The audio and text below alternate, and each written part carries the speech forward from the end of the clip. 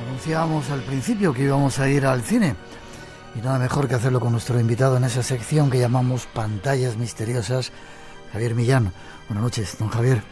Hola, ¿qué tal, Miguel? ¿Cómo estás? Buenas noches. ¿Dónde te pillo? ¿En Zaragoza, en Barcelona o dónde estás? No, estoy en Barcelona, bueno, cerquita de Barcelona, en una población que se llama Vilanova y la Geltrú, donde ya voy a pasar aquí todos los meses de invierno preparando, viendo películas y preparando nuevos libros y artículos. Qué bien. Creo que tienes una noticia que darnos acerca de un libro, pero lo vamos a ver después, porque nos vas a hablar de una película muy curiosa. ¿Cuál es? La película es Gremlins, que llegaba a los cines en verano de 1984. Y esto te puede parecer extraño, porque Gremlins es una película muy navideña, pero ¿Qué me dices, en Estados Unidos, en Estados Unidos llegó en verano del 84. La Warner, la productora, decidió en una especie de plan comercial que tuvieron de lanzarla durante las fechas de verano, y dijeron que era para que el público estadounidense se refrescara pensando en la Navidad en medio del verano. En España sí que nos llegó unos meses más tarde y ya terminó coincidiendo con las fechas navideñas que vamos, estamos a punto de celebrar. Pero no es un cuento navideño, ¿no? Hay algo más detrás ahí, tintes un tanto más extraños, ¿no? Sí, es una película, me atrevería a decir que un cuento navideño macabro. Para nuestra generación, para la generación de los que hemos nacido en los 70 u 80, es la película navideña por antonomasia, con permiso de Qué bello es vivir, que también es una película muy navideña. Pero esta tiene tintes, Gremlins tiene unos tintes un tanto extraños. Sí. Yo recuerdo cuando la vi, era un poco inquietante al menos. Producida por Steven Spielberg, creo que nos tienes una escena ahí preparada, ¿no? Sí, la escena de las 3 reglas. ¿Tiene nombre? Sí, Mogwai. ¿Cómo? Mogwai. No sé, es una palabra china. Yo le llamo Gizmo y creo que le gusta. ¿Ve? ¿Gizmo? Mira hacia aquí. Van a hacernos una foto. Sonríe. ¿Listos? 1, 2, 3. No. ¿Qué pasa? Odia la luz brillante. Olvidaba deciros las 3 reglas. Y son muy importantes. La primera, odia la luz brillante, ya lo habéis visto. No debe darle jamás la luz del sol.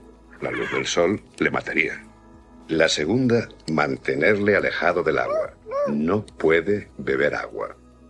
No se os ocurra darle un baño. Y la más importante de las 3, nunca debe comer después de medianoche. 3 reglas. Que ser aparentemente bonito, cariñoso, tierno, ¿eh? Pero cuéntame la historia. Sí, ahí hay algo ahí detrás. Sí, tiene un lado malvado, ¿no? Puede ser un tanto como la mascota perfecta, ¿no? Porque es como un peluche con un rostro muy bonito, con unos ojos que te los comerías, ¿verdad? Pero realmente detrás de ahí hay un ser que directamente te puede arrancar la cabeza, pero así tal cual, ¿eh? Y todo si incumples las 3 famosas reglas, ¿no? Para empezar, el personaje de Ran, que es el padre del protagonista, encuentra a esta criatura en una tienda de un viejo anciano chino, y en una tienda que además está rodeada de cachivaches, de figurillas de demonios, de todo tipo de personajes de la mitología china, y compra este Mogwai que tiene una traslación. Este nombre no es casualidad en la película, porque Mogwai en algunas regiones chinas significa demonio dentro de su cultura. Así que esta adorable mascota con ese nombre ya anunciaba lo que tenía oculto, ¿no? Dentro de su ser. Eso siempre que incumpla las 3 reglas, porque si lo mojas, el ser se multiplica, y los seres que nacen de esa multiplicación son clones que no son tan buenos como el original, y si luego comen más allá de la medianoche se convierten en los terribles Gremlins. Creo que andan por ahí sonando.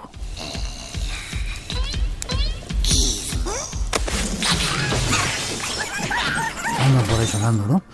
Sí, los tenemos por aquí. ¿La música quién la hizo? La música la hizo Jerry Goldsmith, que era un compositor que habitualmente trabajaba con Joe Dante, uno de los grandes clásicos de la historia de la música de cine. Lo curioso, Javier, es que detrás de ese personaje había algo más, ¿no? Que tiene que ver con pilotos.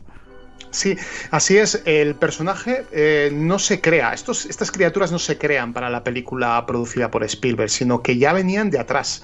Hay unas leyendas que contaban los pilotos de la Royal Air Force, la famosa RAF. Hablaban de unas extrañas criaturas que se metían en los motores de los Boeing B-17 Flying Fortress, aquellos famosos bombarderos pesados cuatrimotor de la Segunda Guerra Mundial.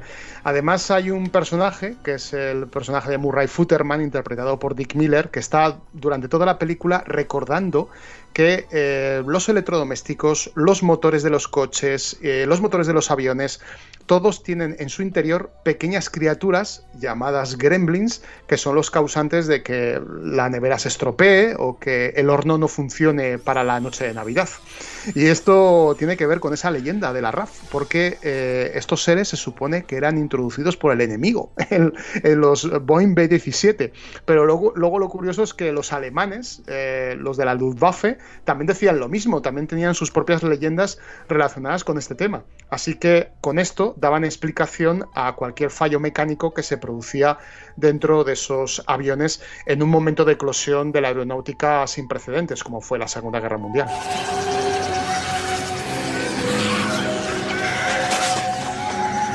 Sin embargo, como decías, Javier, el origen o el fundamento de estos extraños seres está en el folclore europeo incluso.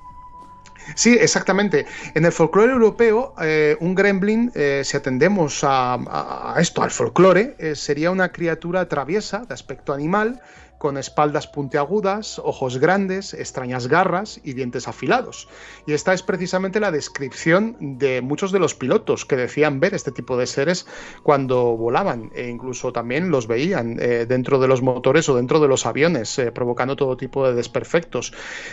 Inicialmente se cree que todo arrancaba en la Segunda Guerra Mundial, pero luego es que también hay primeros registros sobre ellos en la década de los 20. Precisamente hay un primer registro que aparece en la revista Airplane, publicada en Malta el 10 de abril de 1929, donde pilotos británicos que estaban destinados en esta isla del Mediterráneo o destinados a otros lugares como Medio Oriente o la India ya hablaban sobre los gremlins.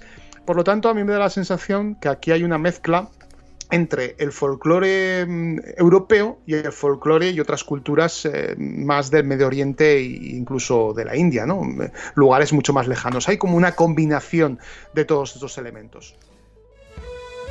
Qué bonita esta música. Ahí también había gremlins en este...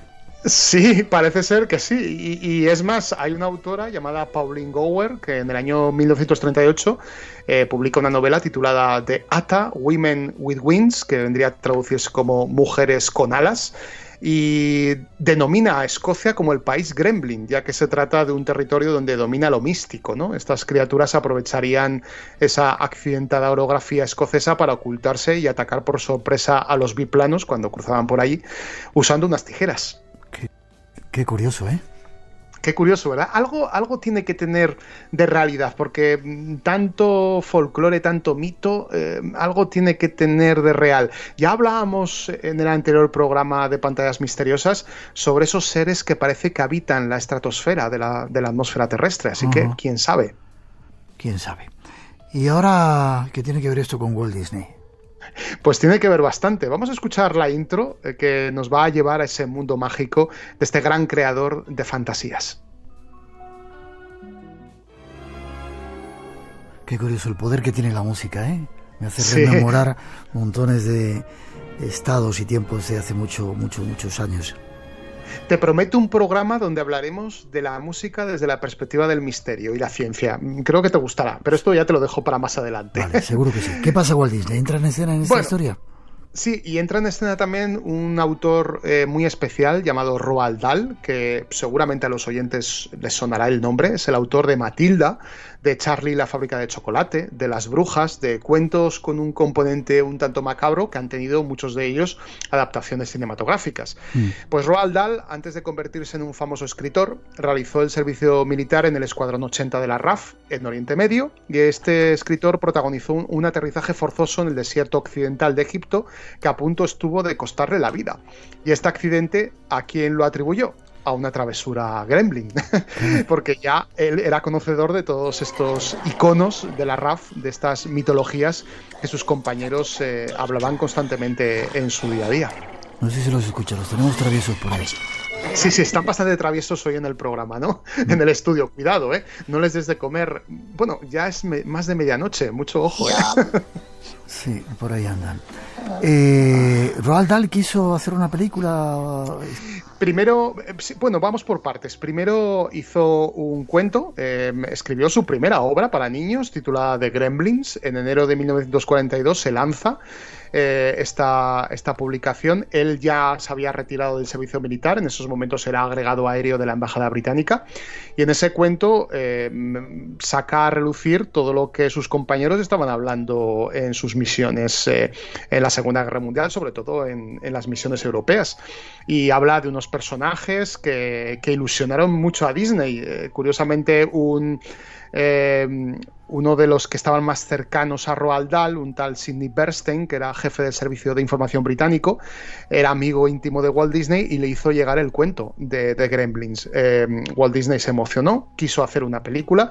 Al final, ¿qué ocurrió? Pues que la película no llegó a buen puerto, hubo problemas legales de por medio, también la RAF puso bastantes impedimentos, y al final Roald Dahl no consiguió ver esa película convertida en una cinta de dibujos animados. Podría ser perfectamente un clásico de Disney producido entre los años 40-50, incluso, bueno, hay borradores, bocetos de los originales creados por el equipo de Walt Disney, donde se ven como estos personajes son como unos enanitos pequeños, como unos pequeños duendecillos, ¿no? Nada que ver con la imagen que luego nos mostraría Joe Dante en su película. Ya, pero al parecer en esta historia que nos estás contando, decían que los Gremlins dominaban el mundo hasta que fueron desplazados por los humanos. Sí, porque Roald Dahl, cuando finalmente no consigue que Disney haga la película, luego recicla el material y hace una novela titulada Sometime Never. Y en esta novela, publicada en el año 1948, habla de esta premisa, de estos seres que han sido desplazados por los seres humanos. ¿Qué pasa? Que estos seres nos están observando, intentan siempre fastidiarnos, ¿no? Intentan siempre estropear nuestras máquinas, entre ellas los aviones. Pero al final se dan cuenta, después de presenciar la batalla de Inglaterra, que la intercesión de estos seres no es necesaria para que los seres humanos terminemos matándonos los unos a los otros. Por lo tanto, esta fábula, porque así se llama también, una fábula de los superhombres, ese es el subtítulo que tiene este cuento, nos hace pensar que los Gremlins al final terminarán dominando de nuevo el mundo, porque los seres humanos nos terminaremos destruyendo los unos a los otros. Qué curioso. ¿Y habla de algo de amenaza nuclear? Sí, efectivamente, es la primera novela. Cabe destacar que es la primera donde se aborda la amenaza nuclear tras las bombas atómicas de Hiroshima y Nagasaki de 1945. La novela, como te digo, se publica en el 48 y lo de las bombas ocurrió en el año 45. Una novela, por cierto, bastante inencontrable porque no tuvo éxito. A diferencia del primer cuento, apenas se distribuyó porque también tuvo problemas con la escasez de papel. Y finalmente se ha quedado como ese incunable de Roald Dahl, esa obra inédita, extraña, que muchos coleccionistas ambicionan, pero que al parecer el único país donde se ha lanzado progresivamente a lo largo de los años ha sido en Alemania, donde ha tenido un éxito tremendo. Es muy curioso esto. ¡Juerga! Pero los Gremlins no se quedan solamente con Walt Disney, ¿no? Entran en otras zonas también. Sí, en la zona crepuscular o de Twilight Zone. A ver si recuerdas esta intro tan icónica. You unlock this door with the key of imagination. Beyond it is another dimension. A dimension of sound. A dimension of sight. A dimension of mind. You're moving into a land of both shadow and substance. Límites de la realidad. Qué buena serie, creada por Rod Serling, se emitió en los años 60, una serie que se realizaron numerosos episodios que además cultivaron la imaginación de muchos de los directores como Joe Dante, Steven Spielberg, George Lucas, de los cuales hemos estado hablando mucho en esta sección, ¿no? Y hay un episodio titulado Pesadilla a 20.000 pies. Y a mí este episodio siempre me ha producido muchísimo terror. Yo siempre me acuerdo de este episodio cuando me subo a un avión de noche y si está lloviendo o hay tormenta todavía me acuerdo más. Qué bien que haces, ¿eh? Qué bien, ¿verdad? Sí, sí. Pues mira, te cuento. En el episodio original y también en el remake que luego se vio en la película En los límites de la realidad, un pasajero normal y corriente, como cualquiera de nosotros, entra en histeria porque empieza a avisar y advertir al pasaje que hay un monstruo en el ala del avión, un monstruo paseándose por el ala del avión, a 20.000 pies de altura. Y es un monstruo que recuerda mucho a la iconografía de los Gremlins de la RAF, y de allí extrajeron muchas ideas para luego la película del año 84. Un episodio que pone los pelos de punta. Yo lo vi de niño y a mí me produjo muchísimo terror, porque la criatura tiene un aspecto calavérico, con además un pelo así alargado, unas garras, producía muchísimo terror en los espectadores. Esto en el capítulo de la versión del año 83. En la versión antigua, en la de los años 60, el monstruo no daba tanto miedo, daba un poquito de risa, pero sí que creó cierta inquietud en los espectadores de esa década. ¿Y es verdad que miras al ala cuando vuelas y está lloviendo? Si me toca, sí. Además, curiosamente, siempre me toca el ala del avión. No sé por qué. Pero siempre que subo la ventanilla, en ese momento me acuerdo de ese episodio. Es algo tan icónico para los seguidores de este tipo de películas fantásticas que es inevitable no recordar esa escena. Pues casi vamos a ir terminando con los Gremlins. Creo que hay una música, ¿no? Sí. ¿O tienes que decir algo que tiene que ver con...? Tenemos la sorpresa, ¿no, Miguel? Perdona sí, que te interrumpa. Tenemos la sorpresa, pero primero vamos a escuchar la música, ¿se te parece? Y luego la contamos. Una música hecha por Jerry Goldsmith. Eso es, el mismo creador de toda la banda sonora de esta película. Este es el Gremlins Rag, es decir, cuando ya las criaturas, los pequeños Mogwai se convierten en las criaturas malvadas. Esta es la música que siempre les acompaña, una música pues bufa, divertida, pero sí, también un poco rebelde. Vale, y tienes una sorpresa, ¿no? Creo para estas Navidades. Tú que te lo curras mucho, si queréis saber más de Gremlins, atentos.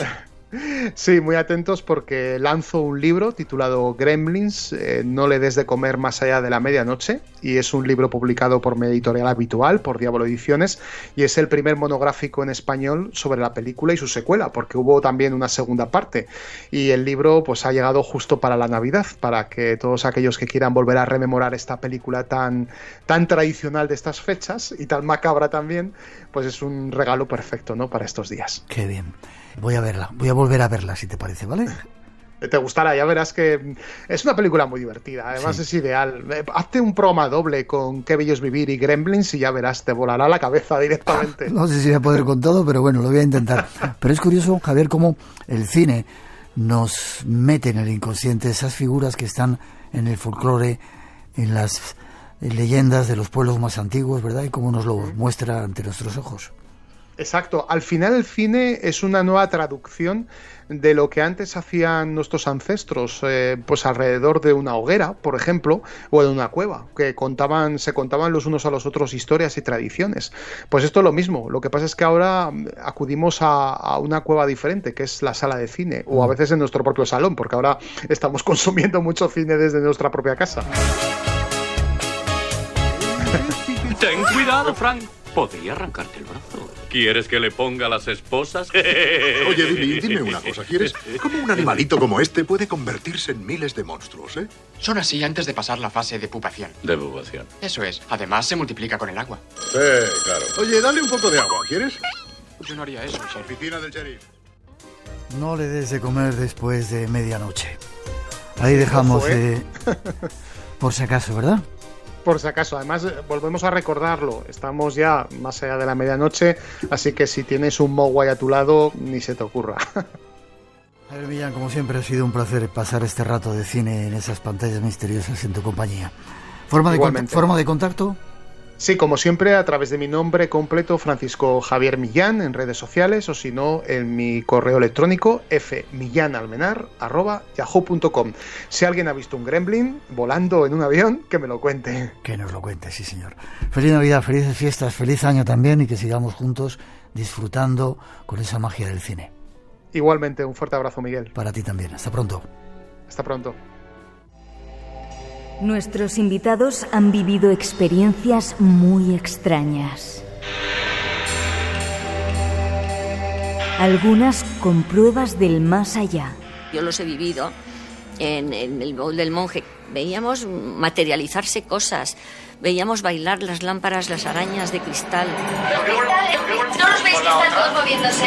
Oíamos ruidos, se materializaban muñecas. ¡La cabeza! ¡La cabeza! Ay, no, vámonos, por favor, vámonos. Pero incluso un Cristo metálico que viajaba por distintas habitaciones. Te digo que es muy impresionante. Pero tú cuando has dado has visto. Es que ha sido cuando le has dado. ¡Lo has grabado! Yo, claro, estoy grabando.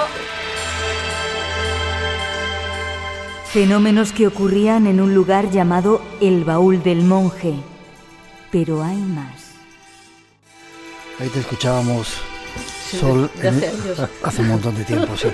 En ese baúl del monje, ¿os pasan estas cosas cuando vais a los lugares que se mueven, caen aportes, Bueno, etcétera? vamos a ver, la suerte que tuvimos con el baúl del monje es que fue un poltergeist vivo que llamamos, porque a nosotros nos han llamado muchas veces, pero cuando ya los estropicios en la casa ya han ocurrido. Entonces ves los efectos que han ocurrido. Pero en el baúl del monje es que vivimos los efectos en vivo. Es decir, que íbamos todos los miércoles, estuvimos durante 6 meses o así yendo los miércoles, y cada miércoles, vamos a ver, Pie de Cabero era un poco traviesa porque sabíamos que era el dueño, el que producía esto, era un poltergeist, ¿eh? No tenía nada que ver. ¿La diferencia? Pues nada, estos fenómenos tan fuertes nunca están causados por los muertos, es decir, los muertos, ¿verdad?, no causan fenómenos de estos tan espectaculares como el ser vivo que los produce en estado, ya sabes, de conflicto o de estrés. Y claro, bueno, pues ya habéis visto la grabación de hace muchísimos años en la que todos nos asombrábamos porque, claro, se materializaban cristales, la cabeza de una muñeca, pues el Cristo viajero, que por cierto lo tengo yo en casa. ¿Sí? Sí, está tranquilísimo porque como yo no produzco fenómenos, pues el Cristo está tranquilísimo en mi casa. La ficha de ajedrez. La ficha de ajedrez persiguiendo al físico, a Lorenzo. En fin, que vamos a ver, que vivimos cosas muy espectaculares allí y además, como te digo, tuvimos la suerte de que eran fenómenos de libro, como yo digo, de los que lees en los libros de parapsicología, pero además los vives en activo cada vez que íbamos. El caso que más te ha llamado la atención, Aldo, que hayas investigado. Tengo un montón de preguntas aquí. Vais a tener que venir otra vez, ¿vale? Encantado. Sí. A mí el caso que más me chocó fue un caso que tuvimos en Andalucía, que fuimos a un colegio también, donde nos dijeron que aparecía un bedel y lo que apareció allí fue mucho más duro. Tremendo. Corroboramos la identidad del personaje que apareció. Paloma y yo salimos con dolor de cabeza, un dolor y con una sensación rara, física rara, y fue bastante duro. O sea, ¿por qué? Cuéntanos, ¿qué pasaba? Pues porque, mira, decían que veían un bedel. En el colegio veían un bedel que no estaba allí, pasaban cosas y lo atribuían a un bedel que había fallecido.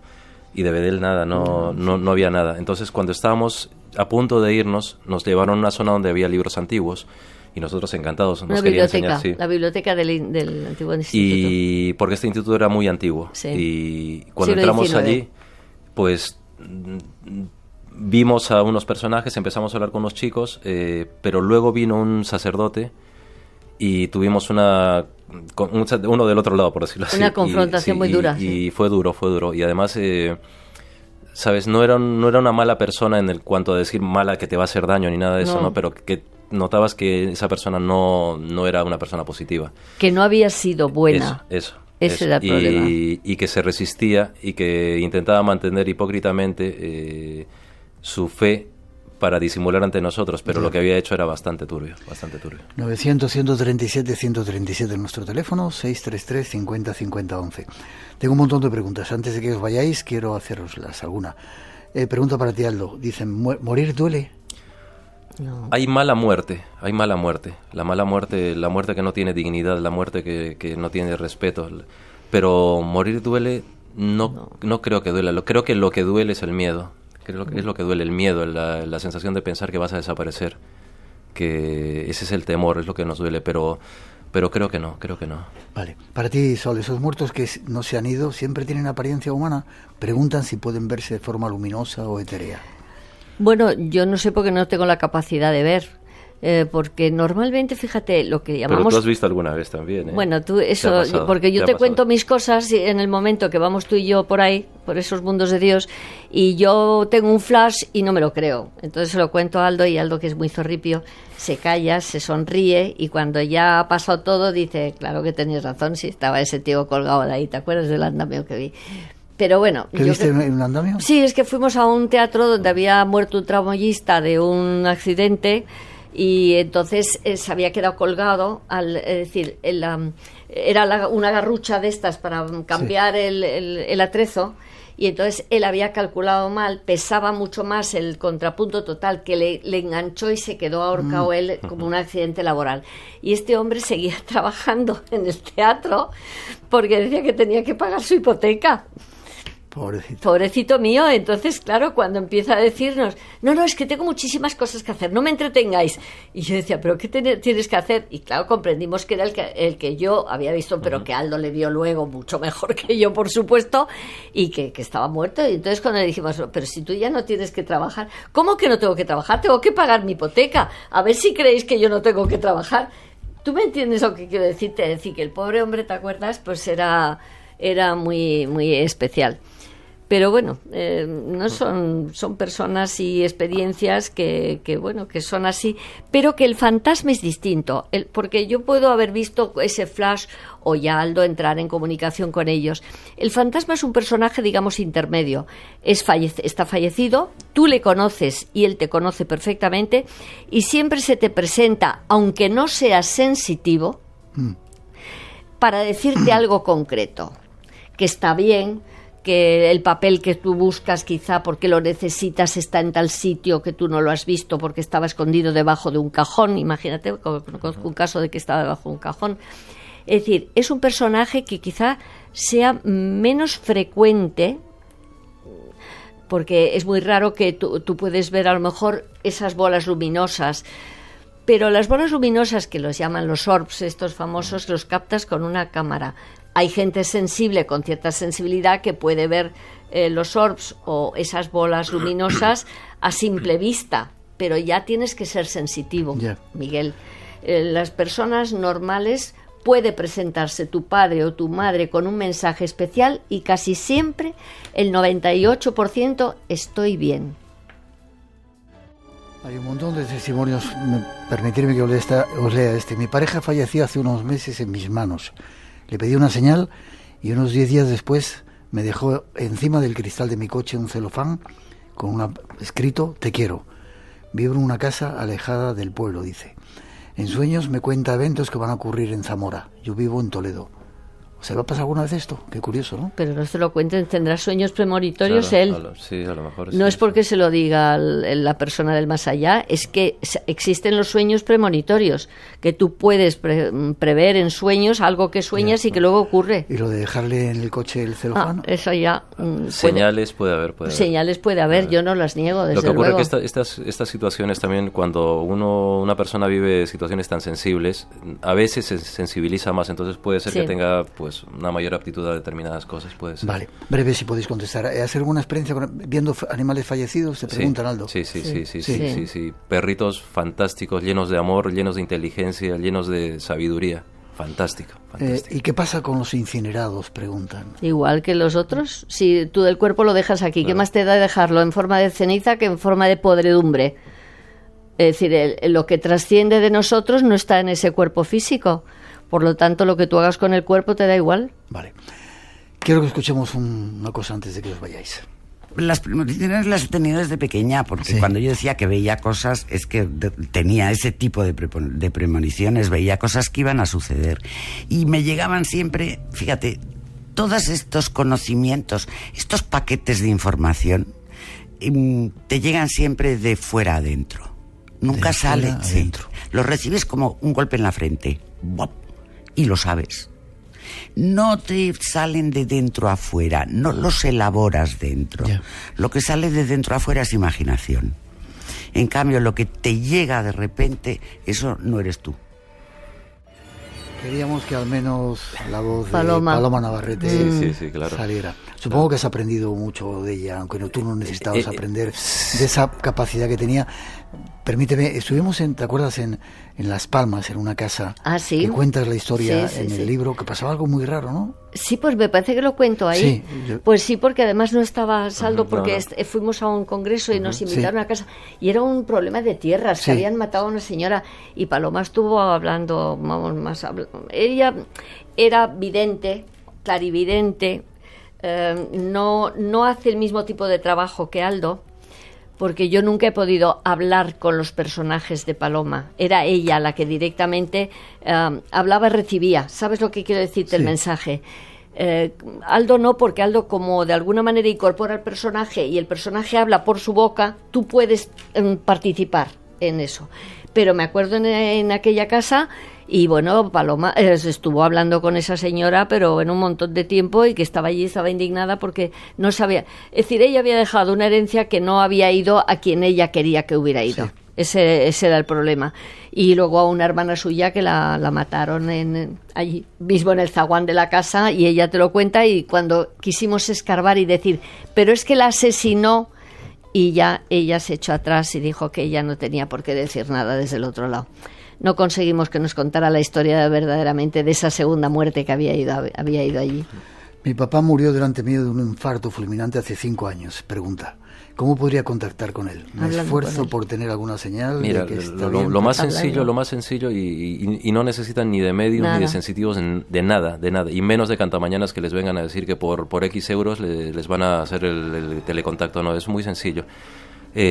Con sus propios sentimientos, con sus ideas, que le hable y le diga todo lo que quiere decir. Parece ser que lo que más les llega son los sentimientos y las ideas, y no necesita de nadie para eso. Una mini anécdota. En una comunicación, ¿te acuerdas? En uno de mis libros de Crónicas del Más Allá, que recogí todo el proceso, había una comunicación que decía que cuando nuestros seres queridos, reciben un mensaje nuestro o una conversación nuestra desde este lado, que ellos lo reciben con distintos colores, y entonces que ellos identifican los colores en función de si es su marido, su hijo, su padre, el que les manda ese mensaje. Por lo tanto, eso está totalmente de acuerdo con lo que tú dices, Aldo, que tú, si hablas a un ser querido ya fallecido, te escucha perfectamente y le puedes decir todo lo que tú quieras. Aunque haga mucho tiempo que ha fallecido. No importa, claro, pero les llega. Es que, ¿sabes? Además hay una cosa, por mucho tiempo que haya pasado, los sentimientos, si son fuertes, el tiempo da igual. El amor perdura, ¿eh? Casi terminando. ¿Qué habéis aprendido después de tantas experiencias con esos seres que no saben que están muertos? Pues en definitiva que yo, por lo menos, que la muerte no existe, la muerte física sí, pero que hay otra manera de vivir cuando morimos, que eso ya es un mensaje de esperanza para la propia vida, que cuando vamos al otro lado vamos con nuestras pequeñas miserias y tenemos que limarlas allí, que no, la muerte no nos hace perfectos tampoco, pero que es un placer y una satisfacción el poderles ayudar en ese tránsito que no han hecho para que encuentren esa paz y esa maravilla de más allá que nos espera a todos. ¿Aldo? Y yo creo que estoy aprendiendo cada vez más en todo esto que todo eso que está allí es en realidad es un reflejo del trabajo que tenemos que hacer aquí. Que la vida, o sea, que el más allá en realidad es este más acá que tenemos que elaborarlo aquí. O sea, nos preocupamos mucho por lo que habrá más allá y nos olvidamos de lo que tiene que ver aquí. Y lo que construimos aquí es lo que nos va a llevar allí. Claro, es que todo lo que hagamos aquí va a tener una consecuencia allí. Por lo tanto, nuestro bienestar y nuestra felicidad allí también va a estar condicionada de qué hemos hecho aquí. En el fondo, un poco lo del Evangelio, ¿no? ¿Qué traes en las manos cuando lleguemos allí? Y si tienes las manos vacías, pues es bastante triste. Y quizás una cosa que cada vez voy notando más es que la vida no es el concepto rácano que tenemos nosotros de ella. No, la vida es mucho más, muchísimo más. Pues casi tenemos que terminar. ¿Forma de contacto y forma de conseguir el libro, Sol? Bueno, el libro todavía está en mantillas y en algunos sitios todavía no los encuentras, pero bueno, creo que de aquí a unos días lo tendrán en los sitios más normales de tenerlos. Y luego, ¿qué otra pregunta me has hecho? Forma de contacto con el grupo pues EPTA. sí. Espera, déjame que diga que no cobráis. No, nunca hay historias detrás de eso. Nunca. No. Es la página que le contesto yo, el contestador, vamos, las cartas que me puedan mandar, www.grupoepta.com. EPTA con H, por favor. Y luego estamos también pues en Facebook Grupo EPTA, en Instagram Grupo EPTA, en Twitter Grupo EPTA. ¿Y las jornadas que empezarán en enero? Eso te iba a decir, y dentro de nada empiezan las jornadas, ¿no? Jornadas en enero, el 9 de enero, en Serrano 25. Ahí nos tendréis durante 10 lunes. A las 8 de la tarde. A las 8 de la tarde, 10 ponentes diferentes. ¿Eso lo tenéis en la página web? Sí, está en todas nuestras redes y en la página también. Sí, está el programa. Pues como siempre ha sido un placer estar con vosotros, Aldo. Pues muchas gracias, querido Y Miguel. muchísimas gracias, Miguel, porque sabes que para nosotros, ¿verdad? Es un placer estar contigo. Repetiremos porque hay muchas cosas que se han quedado por contar en este libro, y si queréis disfrutar esta Navidad, no saben que están muertos, buscarlo, porque además es un libro deliciosamente encuadernado, preparado, con un montón de fotografías. Gracias, os espero dentro de poquito. Gracias a ti. Gracias. 900, 137, 137, si queréis participar en esos regalos de Reyes que tenemos para hoy, o sois 33 50 633 50 50 11. 3 y 47, 2 y 47 en las Islas Canarias. Regresamos del cine y nos encontramos con David Cuevas. Buenas noches, don David. Buenas noches, Miguel. Jová, así presentado, la fanfarria aquí de la 20th Century Fox, ¿no? Es tremendo. Confórmate. Vale. Hoy no me vas a hablar de ovnis, ¿no? No, bueno, tampoco te hablo de ovnis todas las semanas. ¿Cómo te me pones, Miguel? Pero si a ti te gusta. Creo que nos vamos a un sitio mítico, la Cueva de los Tallos, ¿no? Pues sí, y no voy a hablar de ovnis, pero a lo mejor hay que citar alguna referencia que tiene que ver con no los extraterrestres, sino los aparentes intraterrestres, que serían los que no vienen de los cielos, sino que vienen de debajo de la Tierra, ¿no? Eso es una pista ya importante. Si hago mención a aquella famosa canción de Sash llamada Ecuador, es una segunda pista también, ¿no? Vale, nos vamos hasta Ecuador, creo que tenemos a Gonzalo Gil. Buenas noches, Gonzalo, buenas tardes para ti. Buenas noches, Miguel, y todos los que hacen posible Espacio en Blanco. ¿Nos escuchas bien? Sí, lo escucho bien. Vale, acabas de regresar de una expedición que habéis hecho a la Cueva de los Tallos, ¿verdad? Sí. Hace el día 13 de diciembre salimos justo de la cueva, el martes 13. Hace nada, unos cuantos días. Vamos a hacer un programa más extenso. Hemos hablado muchas veces de la Cueva de los Tallos, pero quiero que tú nos cuentes cuál fue tu aventura. Lo curioso, David, es que habéis encontrado unos petroglifos desconocidos, que nadie conocía, sí, ¿verdad? Sí. Cuéntame un poco. Sí. Recientemente una crecida del río se llevó un lodazal que había entre dos columnas de roca que cubría toda la tierra, cubría ese espacio 3 metros, y la roca tiene unos 4 metros de alto. Tiene muchos petroglifos a ambos lados, pero estoy hablando de unos 10 metros casi de roca, y todo labrado hasta casi la orilla del río. Los que están más cerca del río están un poquito más dañados, pero los otros están muy muy bonitos y se le ven bien los relieves. Lo que nadie sabe es el significado que tienen, ni se ha hecho ninguna investigación en el lugar. Ya, es curioso porque los guardianes de la zona son los indios Shuar. Sí, correcto, los íbaros indios Shuar, y ellos llaman Aruta a las entidades que habitan en la cueva, que son los que antiguamente vivían en la cueva con otra civilización, según cuentan ellos. Sí, y esos indígenas eran los que antes reducían las cabezas, ¿no? Esos indígenas, los jíbaros. Sí, correcto. Ellos son los que eran especialistas en reducir las cabezas de lo que ellos mataban en sus peleas territoriales o por la cacería de los animales y algo así. ¿Y os han dejado entrar fácilmente a la cueva y luego a ver esos petroglifos? Petroglifos.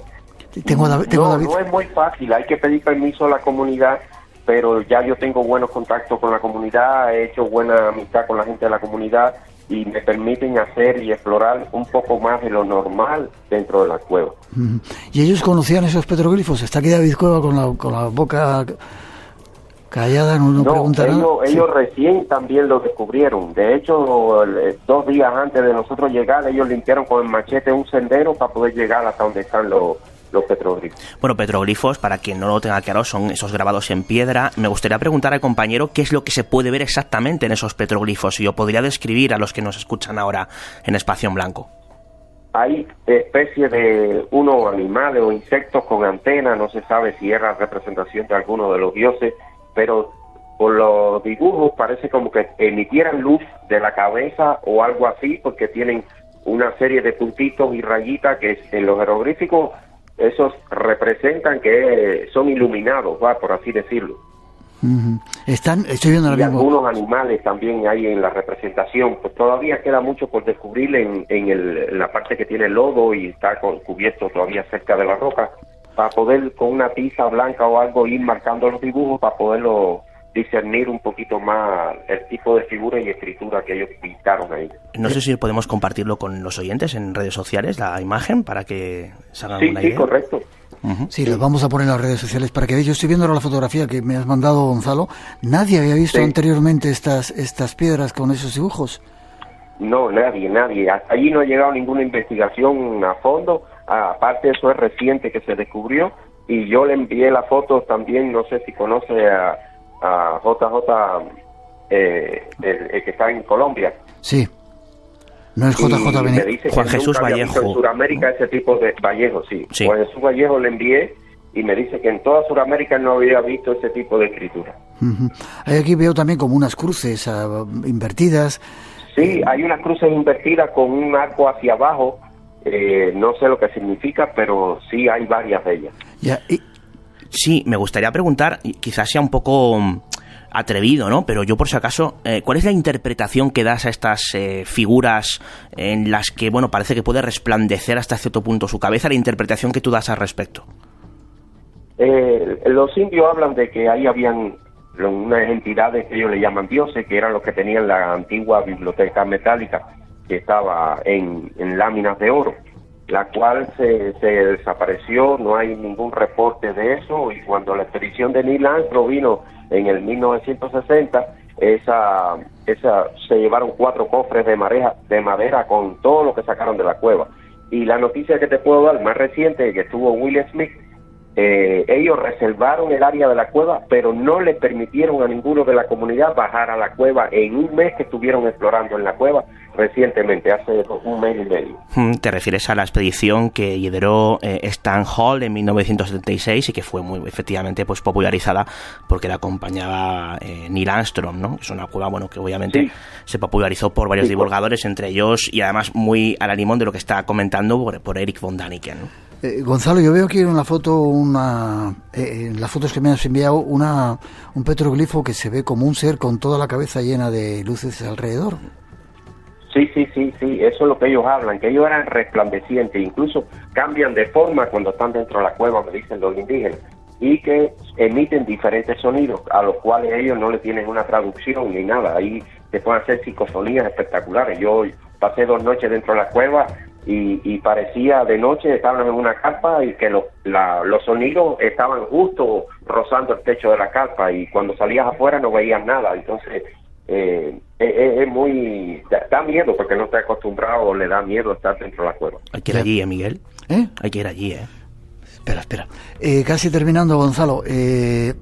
Los indígenas están acostumbrados a este tipo de representaciones. Sí, pero no todos los de la comunidad pueden entrar. No todos. Solo hay un grupo, como decirte, como jóvenes que los preparan y hacen un ritual, una ceremonia, para ellos seguir heredando el cuidado y la custodia de la cueva.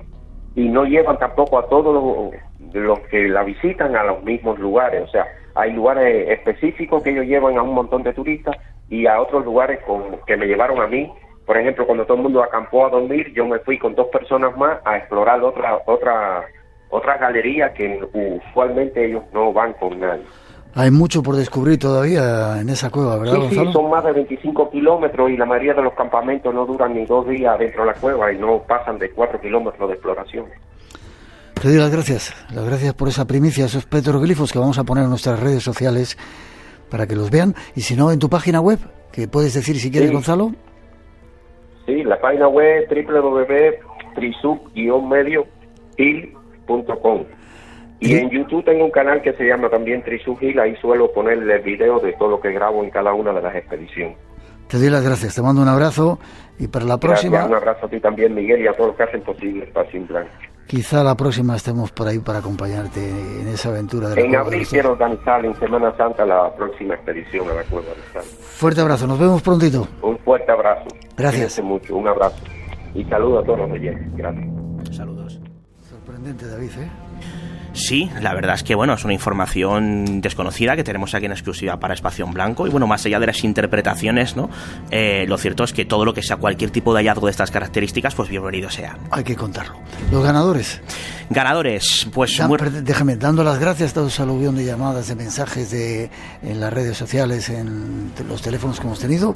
Gracias a todos, estos son los ganadores. Sí, efectivamente, ha estado el teléfono que ardía. Pues mira, telefónicamente, precisamente tenemos a David Muñoz, de Madrid, a Araceli Merino, de Palma de Mallorca, y a Pablo Calzada, de Sevilla. Luego, en lo que respecta al WhatsApp, nuestro compañero Ramón Álvarez, finalmente ha escogido a Marisa Alfaro, de Alcobendas, a Meria Rodríguez, de A Coruña, e Isabel Luna, de Málaga.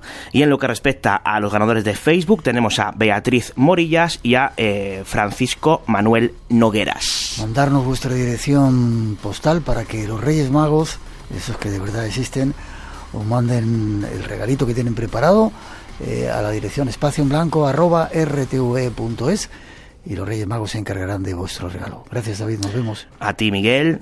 Forma de contacto muy rápida, si alguien nos quiere enviar alguna historia, David Cuevas espacio en blanco @gmail.com y luego en Instagram como David Cuevas Insta.